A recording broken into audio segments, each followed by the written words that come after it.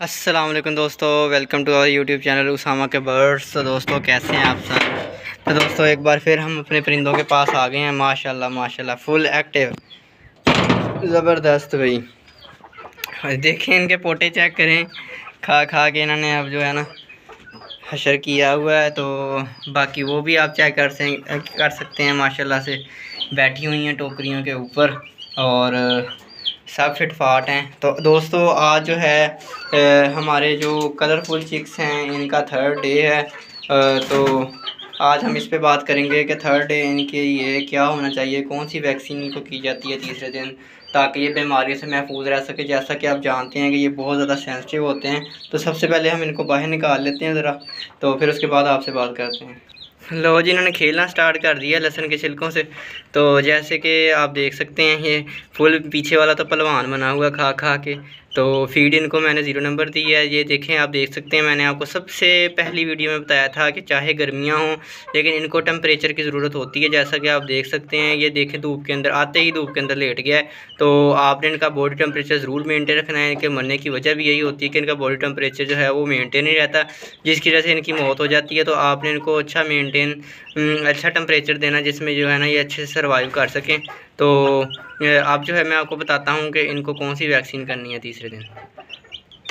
तो दोस्तों इनको जो है हम थर्ड डे जो ड्रॉप्स इस्तेमाल करवाएंगे वो हैं पोली NS।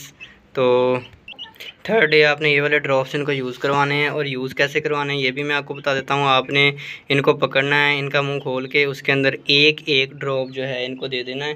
तो अब जो है अभी मैं आपको दे के तो नहीं दिखा सकता क्योंकि मेरे हाथ में कैमरा है। तो आपने क्या काम करना है, आपने चूज़े को पकड़ना है, उसका मुँह खोलना है और उसके मुँह में एक ड्रॉप ये वाला डाल देना है।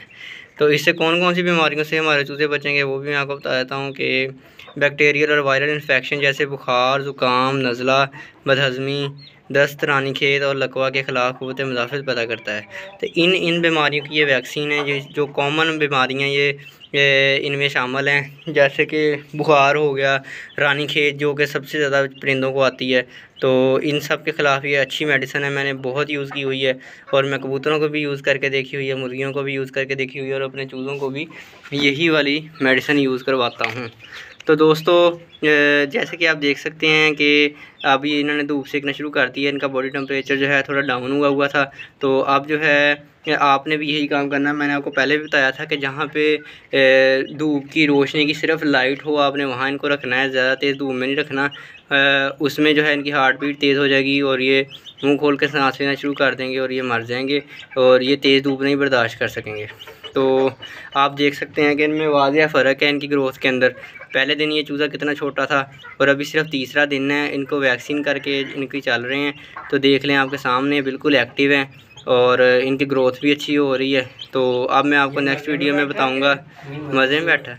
अब मैं आपको चौथे दिन बताऊंगा कि इनको कौन सी फ़ीड देनी है और फ़ीड कैसे इस्तेमाल करवानी है, और चौथे दिन इनकी कौन सी वैक्सीन करनी है ताकि ये हर तरह की बीमारियों से महफूज रहें। तकरीबन 2 हफ्ते जो होते हैं इनको बचाना मुश्किल होता है, उसके बाद जो है इनमें क़ुव्वत मुदाफ़अत पैदा हो जाती है और फिर इनको कोई बीमारी जल्दी नहीं आती।